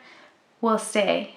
There's just so many things I want to stitch on. But yeah, these are the plans that I've been running around in my head. I just thought I would share them with you. WIP Go is going to happen. The others may or may not happen. So I will update you as the year progresses and we will see how I do. My only other plans are for a few sales. So the ones that I definitely will be joining in with will be that I will be starting a dragon for the Year of the Dragon with Anita. I will be starting today, later today, I will be starting, did I bring it with me? Oh, never mind, I don't think I brought it down with me. I will be starting the Winter Woods sale. Rosie from Rosie X Stitches and myself are going to start the Winter Woods pattern that you saw that I purchased at the Jingle Ball. I will pop it up on the screen for you so you can have a look. It is Satsuma Street pattern, and we are going to start that today on the 15th, and we are using the hashtag late to the Winter Woods sale, because the original pattern, like when it was released, it was a sale originally. We completely missed that. We both bought it at the Jingle Ball. The original sale has sort of been and gone, but we're starting a late sale with the same pattern. If you want to join in, I did mention towards the back end of last year that Rosie and I were planning to do this, and that everybody is more than welcome if you want to join in. So please do join us, use the hashtag. If you have not got time to start it on the 15th, and you know, start it a little bit later, that's fine. And there's no pressure to keep up with it, although Rosie and I do have a plan to aim to get it finished in time to frame it for next winter. So we're starting today on the 15th of January, and we're going to do 15th to the 15th, but 2 months apart, and split the pattern into 4 parts because it lends itself very nicely to that, being that it's in 4 squares. So I hope that makes sense. The plan is basically to stitch from January the 15th through to like March the 15th for part 1, and then from like March 15th to May 15th work on part 2, and then May 15th to July 15th, and then July 15th to September 15th. I think I've got that right. But yeah, basically 2-month blocks, and just running it from the 15th to the 15th. We should have a finish by mid-September if we stick to that. So that is our plan, if you want to try and do it to the same sort of time scale that we're doing it. But if not, just start it anyway. Like, there's no rush to finish it. I know that all of us, including myself, join loads of sales, and then, you know, they end up as more of a start along, and that's fine too. Like, we would love to see lots of people stitching this beautiful pattern. So whether you want to keep up with our time scale or set your own pace, yeah, everyone is super welcome to stitch along with us. Any other sales that I'm intending to join? I have a feeling that there could have been 1 or 2. A round robin. So I've been persuaded into a round robin. It's going to be again Rosie and I think Chloe from like Penguin Cross Stitch, maybe Talking Dog Stitcher, I think maybe. I don't know if I've got that one correct. Apologies if I'm making that one up. But yeah, definitely Chloe, Rosie and myself and a couple of others are going to do a round robin, and we're going to do it with the Soda Stitch pattern with like the little pin-up girls. If you watch Rogue Mama Stitcher, you will have seen her stitching it as a round robin herself, which I think is where the idea came from, that we're going to have our own little round robin with this group of people. So we're still working out the kinks and how it's going to happen, and are we sending threads with it? Are we just sending the fabric with the stitching on? Like, all that needs to be worked out, but we're planning to start that round robin in May. I think that's it. I know loads of other things will crop up throughout the year that I'll end up starting or wanting to start, or new sales will get thrown into the mix that I'll decide are too tempting. But yeah, for now, that is my plan. 2024 is going to be all about trying to get a blackout on my WIP Go board. It's a generic board. I'll have lots of options. There's not a single WIP that is named on my board. So yeah, I don't think I'm going to run into the same problem of being uninspired when the number is called, because if it's a fancy lady, I've got loads to choose from. If it's an animal, I've got loads to choose from. And if it's something like FFOing an object, I think that will be a good challenge to pop up for me, because I'm very bad at getting things fully finished, but it's kind of like an easy win for the WIP Go board. Like, you know, instead of a 5-hour stitching goal, if I get an FFO something goal and the stitching's already finished, all I need to do is pick something from my huge pile of finished stitching and just frame it or do something with it. So yeah, those are my plans. I hope that you've enjoyed this most likely extra long episode if you're still here. I hope that you enjoyed the WIP parade element, and I'm glad to now be back up to date with you in terms of my stitching and what I've done. In January, the only stitching I have done so far is literally my otter. I did a little bit of stitching on my cauldron witch, and then I've been working on the animal alphabet. So yes, I'm going to use my WIP Go, like my WIP parade. I've got WIP Go on the brain now. I'm going to use my WIP parade as like the starting point for this year to refer back to. So yes, all my videos going forward will have the this is where it was as per usual, but I just thought for the WIP parade itself, I really didn't need to do that. It's a fresh year, new start. So yes, all the progress that you've seen today will be the start point for the year, and I will refer to pictures of those going forward as I hopefully tick some of these WIPs off my list. Been lovely to see you all today. My voice is dying, so I'm not going to do any life update as such. I'm not going to do any haul. I do have some lovely haul, including some, well, it's Christmas bits. So basically I've got some lovely Christmas bits to share with you, and also a lovely order of some really nice floss drops that I got from Charlie at Charlie Feathers, and they're beautiful, and I meant to show them in my last episode. I will be showing all of that in my next episode, but with everything that I already had to drag down here today, there was just no chance that I was adding a haul section on top. I think that would have finished me off. Yes, happy new year to you all again, guys. I hope that you've had a wonderful start to the year. I hope that 2024 brings you everything that you're hoping for, and that we all get some lovely stitching time in. I will see you all at the end of this month or very beginning of next month and get back onto my usual schedule. Take care, everyone. Bye.